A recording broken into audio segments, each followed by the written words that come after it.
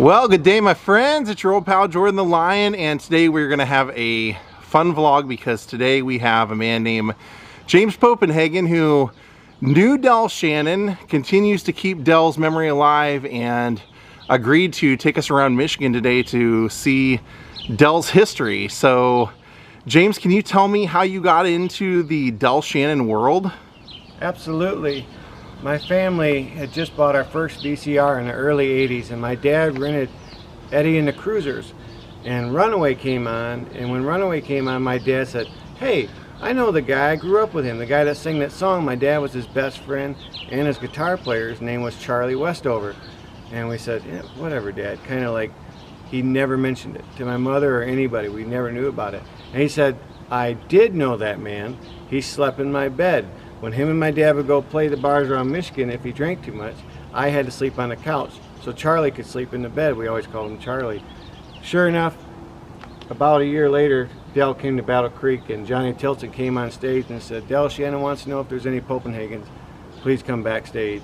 And that solidified it, that we knew Del. And then we struck up a really close friendship again after a few years apart. And I just stayed close. I learned everything I know from Del. Stage presence, how to play bar chords like this, because my fingers, I was just a kid and I couldn't play a bar chord. And he said, "If you can play a bar chord, you can play any song in the world." And I said, "Well, my hands are too small, Del." And he said, "Just put your thumb over the top two strings like this," because he had really small hands. And then he said, "Play them like," and then I could. And I went right home that day and I learned I go to pieces because it's got a lot of bar chords, and I was so excited. And this is the monument at the museum. We did this in 1996. In his hometown here. That's right. Charles W. Westover, Del Shannon. He was local troublemaker that turned out good eventually, and a hit maker. And now you keep his memory alive. Do you want to talk about how you do that and what you're going to take us to see today? Sure. I performed the Del Shannon show. I've done it all over the world, but I've done it a lot in the U.S. With Del's son acting as my manager, Craig, for a lot of the years.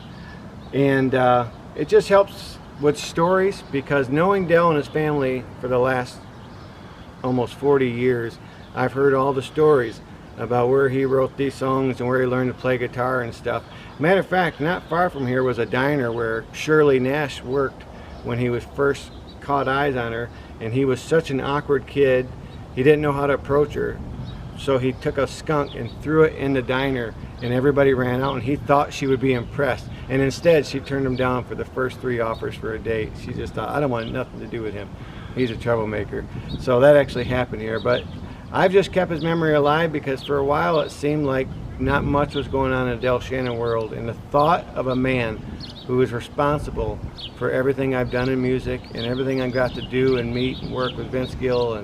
And you perform with his guitars too when you perform, don't you? That's right. He had a very unique, and this is his ring that his family gave me. So I always try to take a piece of Del with me when I come to these places and just kind of remember the vibes that I would have when you were with Del. You could feel him walk in the room. People say that about Elvis.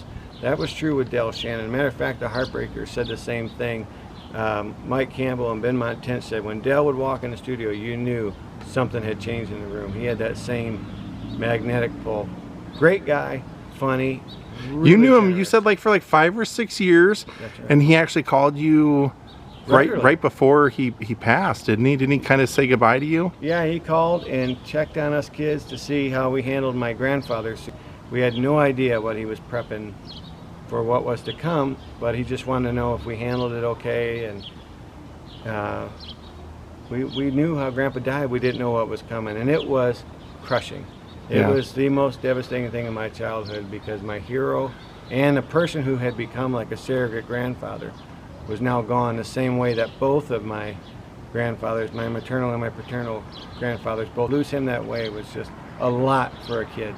Yeah, for him to yeah, it was a huge loss. But unalive himself. I try to keep it alive. I try to keep his music alive any way I can.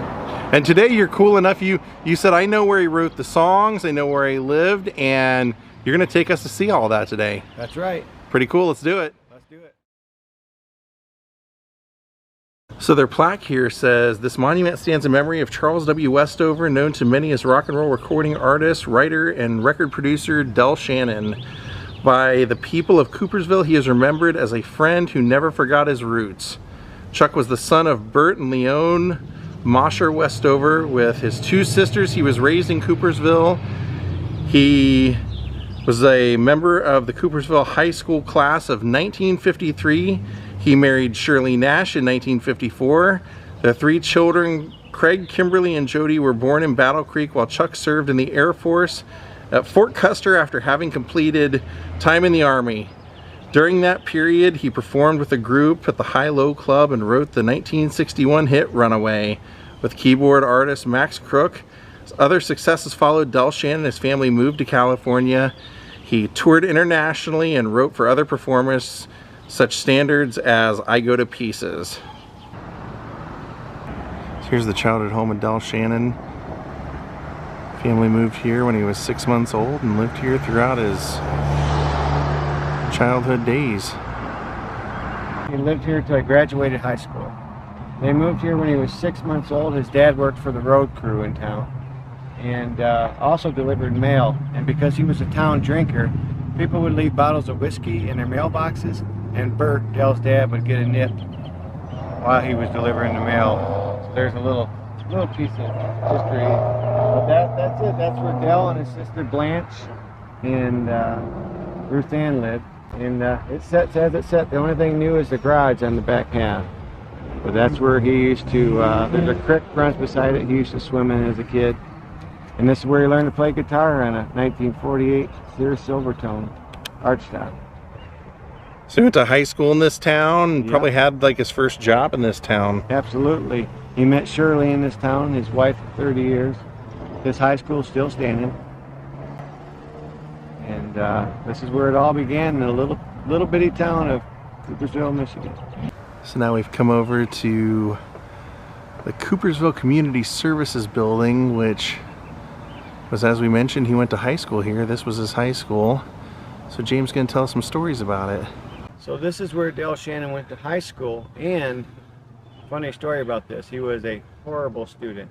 And on his graduating day, with like a D average, Russell Conrad, his principal, said to him, "Charles, if I ever see you again, may it be with your guitar on TV."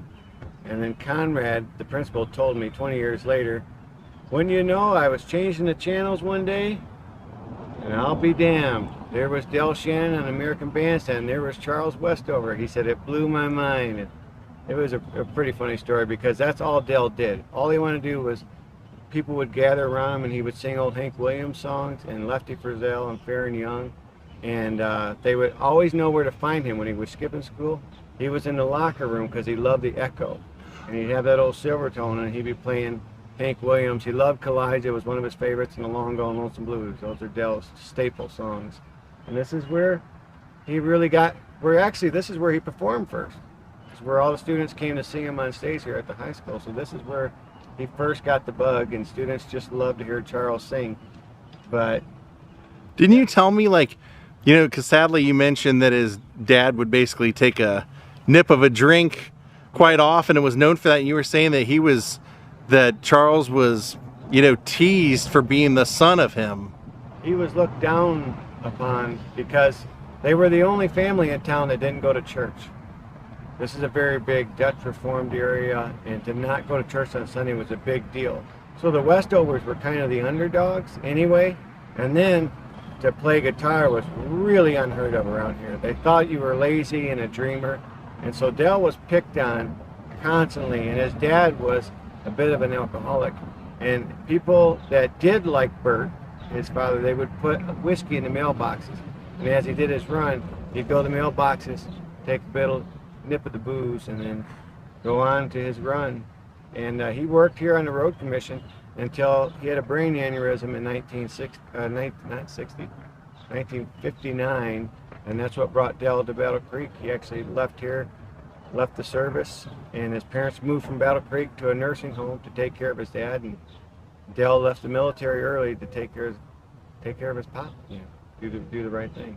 So right behind me is where the old movie theater was in Coopersville, and this is where Del took Shirley, and Del's favorite movie was Gone with the Wind, and they were replaying it. He was obsessed with Gone with the Wind. As a matter of fact, a quick story that just hit my head was I heard him singing a lyric.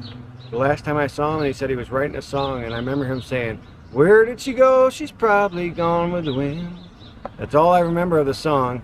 But anyway, that's where they went to see Gone with the Wind on their first day at that movie theater. What year would their first date have been? 1952. Yep, he Wow. was 19, she was 16.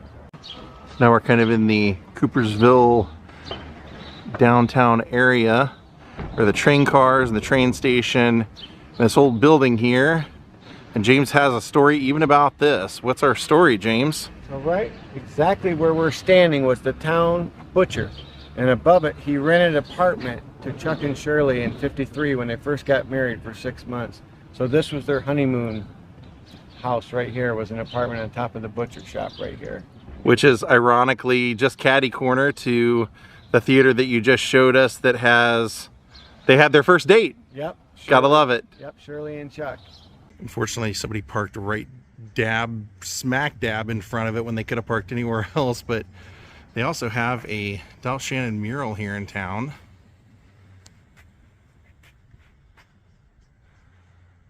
Craig, Del Shannon's son, was 5 years old when they moved out of this trailer park.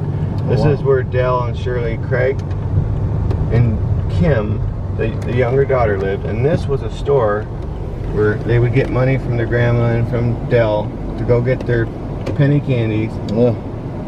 Why Del went to work at Brunswick during the day and Shirley went to work at the Battle Creek Airport during the day. Huh. And little known history is, for about 6 months after Del wrote Runaway, he still lived in this trailer park. And he was making more per show than he did a year, working 3 jobs in Battle Creek. Is it because his mom lived here as well that was just more convenient? He just didn't know any better. Where this new trailer is where Del lived when he wrote Runaway. Oh, right here? Yep. Wow. And where did his mom live?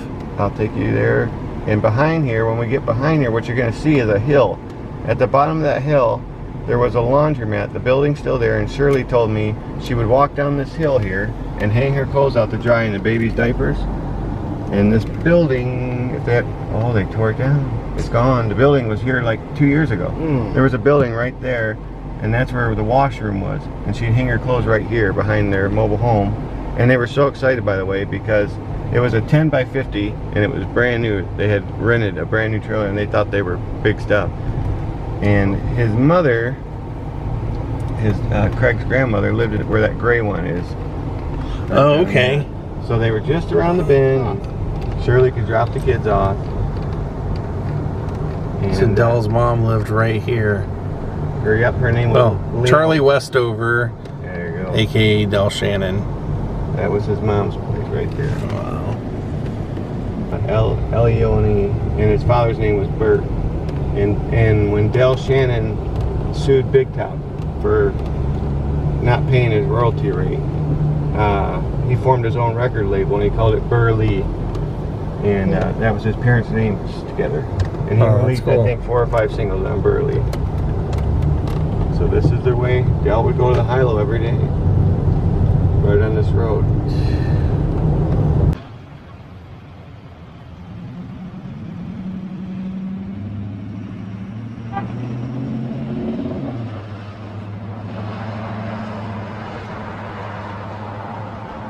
The road has moved some, but right where we're standing is actually where the stage for the High-Low Club was, and it was in a hotel called the Gilbert Hotel, and they tore it down in 1985. Matter of fact, the first time my family hooked back up with Del after about 20 years, he was staying in that hotel, and he was playing for that arena that had just opened. And he was up in one of those rooms up there, and he asked us, where was the high-low? Because Battle Creek looked all different. My dad pointed down right to here, and he just couldn't believe it because it was all the road had changed. So after he passed, a guy named Dick Slaughter drew the design for this, and then we did a bunch of fundraisers. And this is actually an exact replica of his 45 Big Top record of Runaway. And this is the only state marker for a rock and roller in the state of Michigan. My dad did all of the work below because he worked for Statler Ready Mix when I was a kid. So he did the foundation, and another company did the granite work. But this is it. This is where Runaway was written in 1960, October. That's really cool. Now, the plaque up here also mentions that Del would go on to perform that song on American Bandstand television show. And Dick Clark eventually ended up giving Del a ring that our man James actually wears. That's right. To this day. The plaque also says that the song Runaway was the top of the charts and remained there for 4 weeks, sold over 6 million copies. Then eventually became the theme for Crime Story. And the base of the plaque has the big top label, Runaway Del Shannon record. That is pretty cool. Right here where the High-Low Club was. So that was the old LaSalle and then Gilbert Hotel that had the High-Low Club in it. You can see the High-Low sign. Right. So that's where the marker that we saw would be roughly? Yep, if you went inside the building, where the marker is right about here. They moved the road. And didn't you tell me that the High-Low was the last place that he played before he moved? Absolutely. Out to Hollywood? Yeah, there's actually a funny story that he recorded 2 songs in New York that they released that did nothing. And then they said, go back, his manager said, go back to Battle Creek to the High-Low and write yourself an up-tempo song. So he did, and he wrote Runaway. They drove to New York in a 57 Plymouth with no heat, and the muffler broke, and Del smoked cigars. Shirley went, Max Crook and his wife went, and Max was allergic to smoke. So they had the windows down, and it was like -30. It was January when they went to record Runaway New York. All the way to New York in that old Plymouth, recorded it. He come back, he played the High-Low for another 3 weeks. He called his manager and said, how's Runaway doing? And they said, well, it's selling about 80,000 copies a day. And he said, does that mean I can quit the High-Low? And they said, that means you're opening up at the Brooklyn Paramount next week with Dion and Bobby Rydell and one of those Murray the K. Was his first big show. Wow. He quit the High-Low, quit Brunswick, and he was out of Battle Creek. So James is actually going to be playing a tribute show that he does as Del, or right over there in the Kellogg Arena, and Del opened that arena when it very first opened. Could be some cool history. That'll be another video. So now we're heading into Detroit to see some of Del's history in Detroit. Here we are at the house that Del moved into after the trailer park. I'll let James tell you some of the history here. This is the first home that show business bought Del Shannon. He went from the trailer park in Battle Creek to here in Southfield. He wrote Keep Searching, Stranger in Town, Little Town Flirt, just I think all of us, 2 Kinds of Teardrops Kelly, which was a big hit in England. All those songs were written here. What brought him here? His manager brought him here. So his manager went to the trailer park and said, no star of mine is going to live in a trailer park. And he found Del this house. He put the down payment on it, said, I found your home. That's how Del and Shirley got this house. And they lived here until '66. And then back here, the backyard, there's a little concrete patio and a sunroom, and I have footage with Craig and Del's daughter Kim when they're little dancing and doing a twist at this back porch. So this is the house on Robert Street. This is where all the hits were written except for Runaway.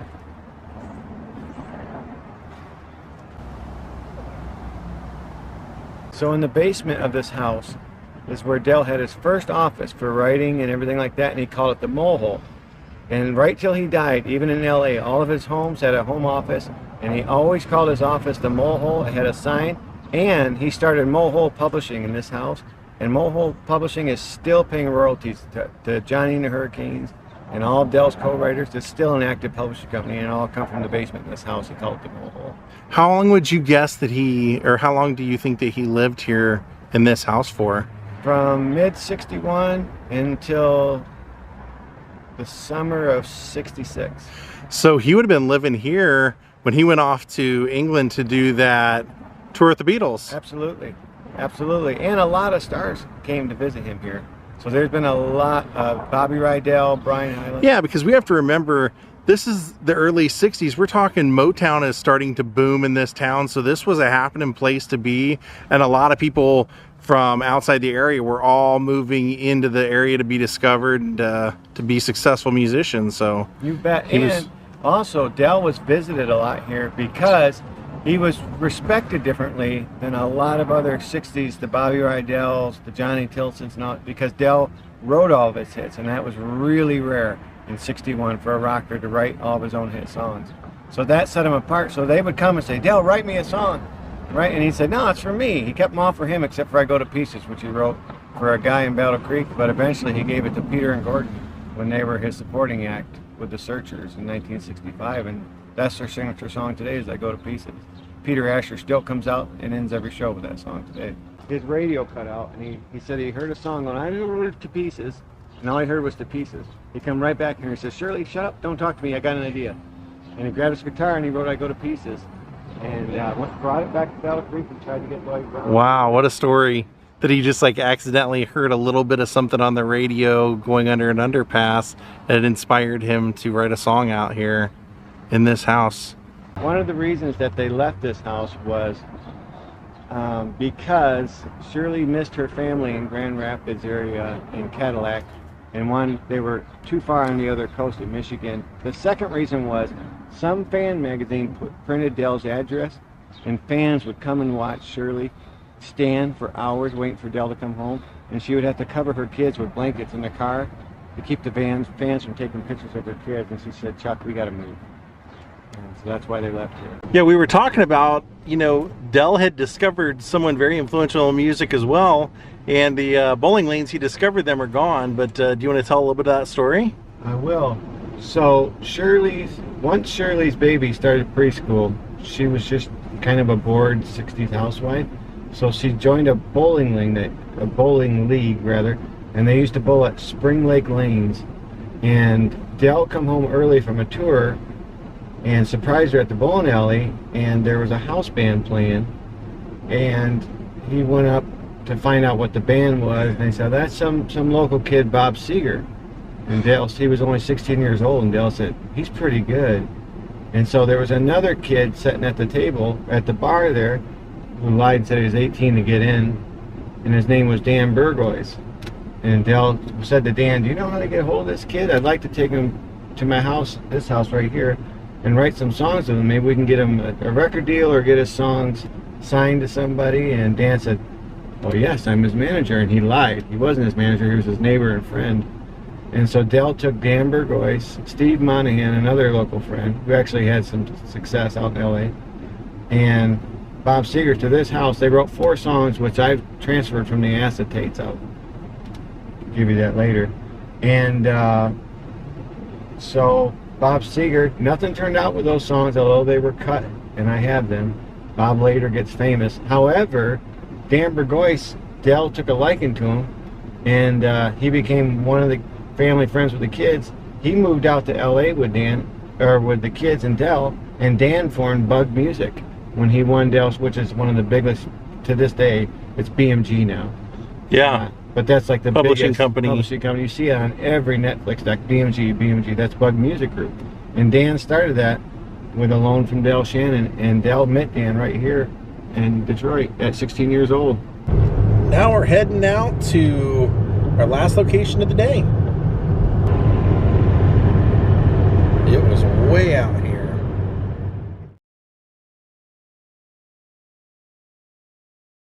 A little less than a year they lived here. Del was miserable. Shirley loved it because she was close to her family and lived on a lake. There was only 2 cottages on this lake. This is Cob Lake in Wayland, Michigan. Now it's full of houses. It's noted to be the only crystal clear lake in Michigan. You can see the bottom from anywhere. And Del had just released a song called Move It On Over that was too edgy for its time, and it stalled at number 99. And Del went out on his dock here at Cob Lake, and he chucked an entire box of 45s off his dock one night when he was really drunk. And Dan Burgoyes of Bug Music was in the water trying to dodge the records. They said if you're ever out here, look for all the empty wine bottles in the lake, and you'll probably find those records. That's right.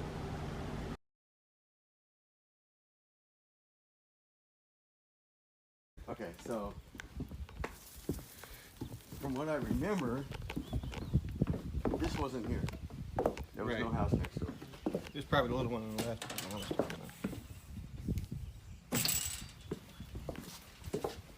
This, I don't think this is here even.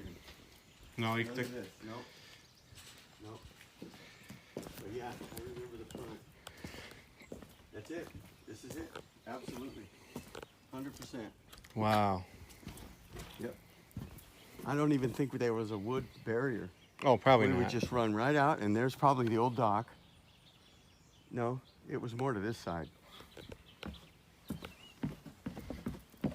It was more to this side, and we would ride the bikes right here. Yep, this is it. And then ride it right off here. Wow. So that's where it is. Oh my God, I can't believe this, dude. So what, 200 records sitting out there? Yeah. Oh man. Yeah, this is it. It might be that. See that stake coming, that middle stake? could That be. might be where the dock ended. Yeah, but I remember it was more over here. We Back would up. ride our bicycles off this little hill, right? Off the end of the dock. Wow. Yep. This is it. I'm shaky. It's so cool. This is Oh, it. it's just yeah. slamming. Mom's gonna freak. I love doing this stuff with people. This is a nice house. That's beautiful. I bet you this is what's original. And I bet you they added that on. Yeah. Because look at this- everything. This is this probably looks the like deck. more what the Yeah. house would have been. Yeah, right there. And the dock went right here and ran right off into the lake. Right there. Found it. Nice. So James, can you tell us, I guess, about Dell's funeral and his burial and everything like that, or why he's not buried in Michigan? Because, as you know, we kind of talked about earlier, he ended up deciding to end his own life, and then after that, what happened? So his widow cremated him and spread his ashes along a mountainside, I think near Santa Clarita. So there was no body to bring back to Michigan. There was a funeral service. We were invited to the Monday. He passed on a Thursday night, about 11:30. We got a call Friday morning, left Friday afternoon, made it, and my mom won't fly, so we drove straight through. My family drove and got out there to the funeral on Monday morning.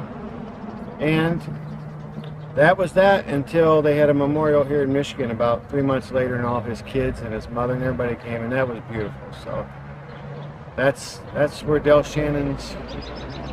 Do you think he would have? Was his plan to be buried in Michigan? Do you think, or was there any I would idea? have thought, because everybody told me that he kept talking about wanting to buy a house in Traverse City and really, really wanting to come back home. He always missed Michigan, at least a summer house here.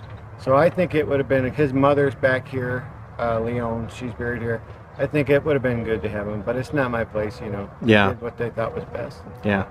So be it. So yeah, there's no official gravesite or anything for anyone to go visit, but where they scattered his ashes, I think you said his son knows where that is and was gonna try and do kind of a permanent marker at some point or something to honor him. Yeah, I think it's on private property, so it's like it's not really accessible. It's kind of out in the middle of nowhere in California. But I was told by his son that he made his dad a wooden cross out there, and that's what's out there. And only the family, the kids know about it. Where it is. Excellent. Well, thank you so much for taking us around today, man. This was a lot of fun, and it was really educational for me. I haven't gotten to see a lot of Michigan. This took us pretty much all over the state. Yeah, I had a lot of fun. Thanks, Jordan, for doing this for my good friend Del Shannon. I appreciate it. Absolutely. Good night, everyone. Rock on.